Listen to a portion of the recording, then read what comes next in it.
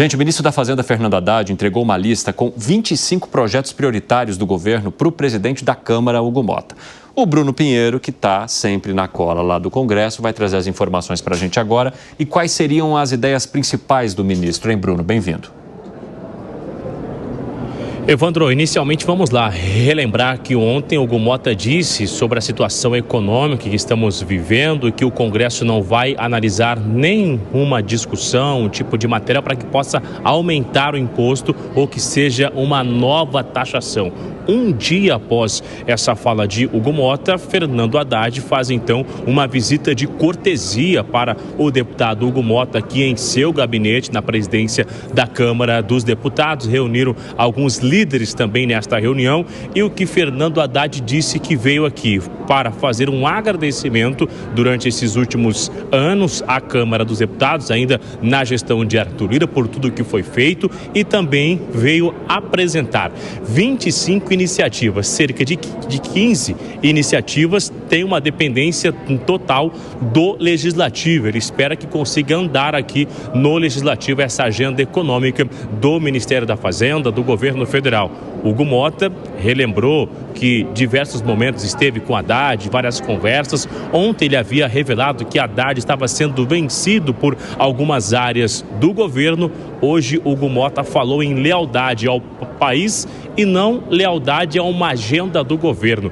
O ministro Fernando Haddad ressaltou a importância dessa conversa e desse diálogo com o Legislativo. Vamos ver. Essa é uma reforma que nós queremos que tramite com a cautela devida e com a transparência devida. Como é uma coisa muito importante, tanto quanto foi a reforma do imposto sobre consumo, foi uma coisa muito discutida, essa é mais simples porque não exige emenda constitucional, não exige lei complementar, é uma lei mais simples desse ponto de vista, mas tem um impacto econômico relevante para todo o país.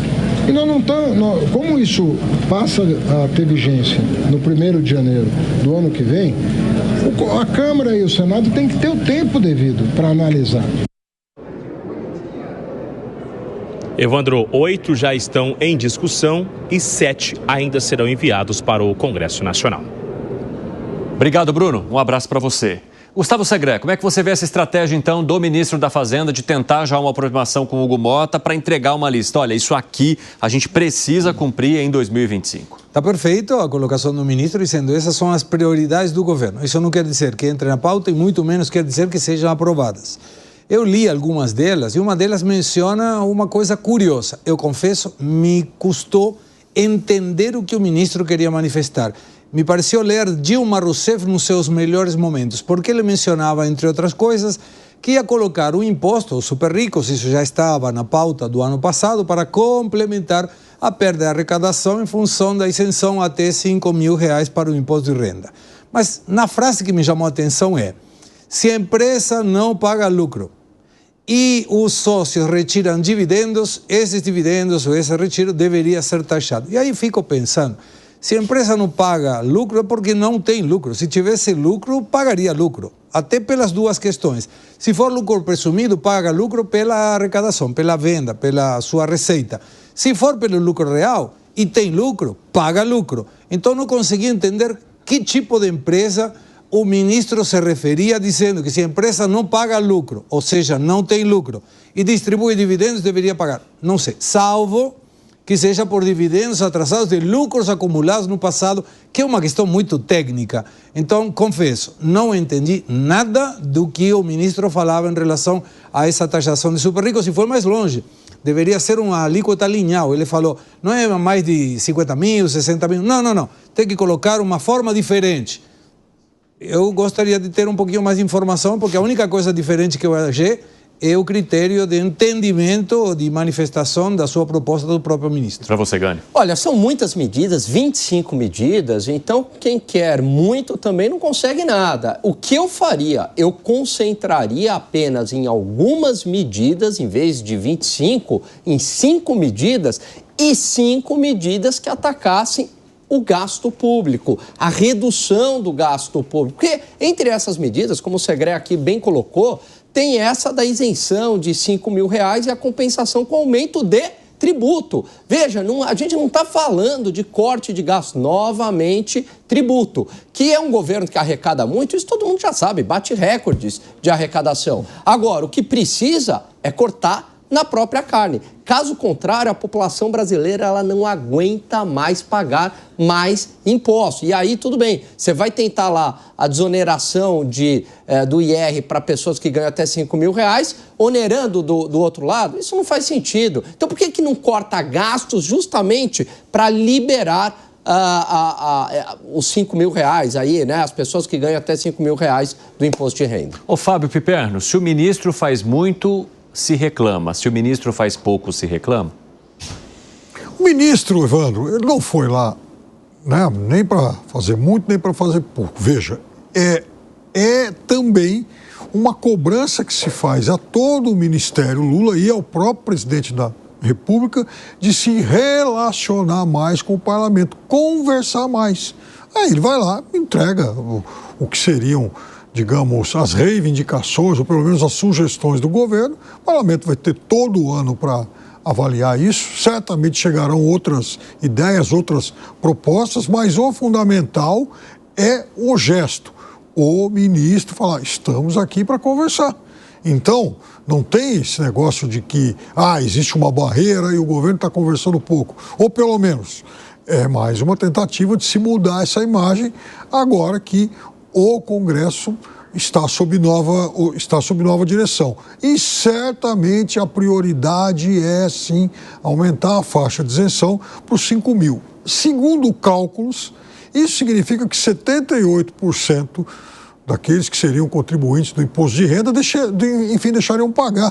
Olha só que movimento sem precedentes da história brasileira. Jamais o Brasil deixou tanta gente sem pagar imposto. Mas segundo os cálculos, aí que tá, essa faixa também arrecada bastante. Não, sim. Alto consumo. Opa. Aí o ponto é, como é que você vai compensar, porque o cobertor é curto. E aí, seu Fábio Piperno? Bom, e aí? Bom, primeiro, isso é para 2026, não é para já. Até lá, dá sim para negociar a forma. Sim, mas aí que está o negócio. Então, veja, a carga tributária do Brasil abaixou ano passado para 32,1% do PIB. Era de 34 ponto alguma coisa em 2022, foi para 33,4% ano que vem. Aliás, o ano passado, em 2023, e 32,1% ano passado. Ela está caindo, até porque tem uma parcela cada vez maior da população que não paga imposto de renda. Muito bem. Então, só que, por exemplo, os fundos offshore, agora, as bets, que eram setores que não pagavam, eles estão sendo tributados. Já pagaram em 2024? Não, perfeito. Não, eu estou dizendo o seguinte, não pagavam antes. Sim. Então passaram a pagar. Não é que, por exemplo, está sendo onerado aí o comércio, a indústria, não. Quem está sendo onerado é quem não pagava.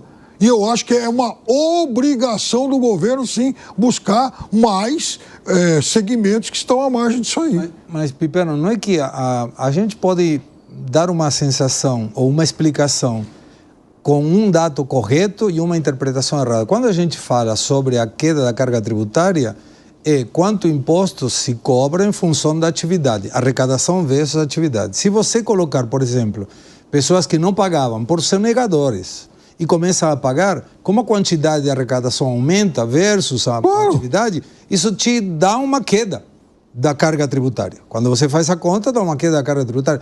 Não é, e isso é a explicação, que o governo disse, vamos cobrar menos impostos. Não estou dizendo isso. Não, então, mas é importante mencionar porque caiu a carga tributária. Caiu a carga tributária porque está arrecadando mais por uma série de questões boas. Não por interesse. Mas não é porque diminuiu determinado imposto. Diminuiu. Qual?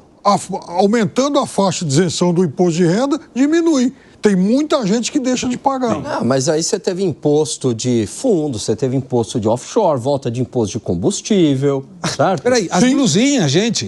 A blusinha não pagava, agora está pagando. Então, está colocando mais arrecadação. E um dado que me parece importante ressaltar, Evandro, que o Mota indicou. No ano 2024, o foco do Congresso foi aumentar a arrecadação. No ano 2025, o foco do Congresso deveria ser diminuir o gasto público. E aí é o Executivo que tem que mandar a sua proposta. Então, cuidado com essa situação de vamos continuar arrecadando, porque aí eu acho que o Congresso vai dar um stop aí. Fala aí, Zé. Eu fiquei sabendo que o governo vai reformular o orçamento de 2025, que ainda não foi votado, né? Só deve ser votado depois do Carnaval. A resistência em votar o orçamento atual, né? É um erro. O orçamento de 2025 tinha que ser aprovado em 2024. Veja, o governo está sendo autorizado a gastar um 12avos, e aí ele pode até economizar, pode definir algumas prioridades e não travar o governo como um todo. Essa proposta entregue hoje ao presidente da Câmara, pelo ministro Fernando Haddad, foi bem vista lá. Os parlamentares dizem o seguinte, que é a reaproximação da equipe econômica, do chefe da equipe econômica, da política, e que isso é importante. E ali estão algumas medidas, como a regulamentação das Big Techs, ou seja, taxar as Big Techs, o mercado financeiro também, né? Um novo projeto de falências, dar prioridade para o pagamento de impostos. E são vários e vários projetos importantes. Então, assim, ele está chamando a atenção para a chamada pauta econômica, que é um ponto comum ali, onde o centro e o governo votam juntos, né? Agora, sobre corte, teria que cortar emendas, mas o Congresso não quer saber dessa história de cortar gastos com emendas, né? E, por outro lado, é muito forte o movimento no Congresso contra impostos. Então, se a equipe econômica está pensando que vai aumentar a arrecadação, vai cair do cavalo, porque a resistência no Congresso em projetos assim está muito forte. Sobre o pagamento de impostos, o que eu vi é o seguinte, o governo já tem uma saída, não anunciou, diz que o presidente Lula é que vai anunciar essa saída. Já sabe onde encontrar os recursos para colocar no lugar dessa arrecadação com o imposto de renda, que eu odeio esse nome, não é renda, o imposto de salários, né, de até 5 salários mínimos, e o presidente Lula é que deve indicar. É a maior arrecadação, é uma pirâmide na arrecadação, porque os salários menores é que pagam mais impostos, porque a base de arrecadação é maior.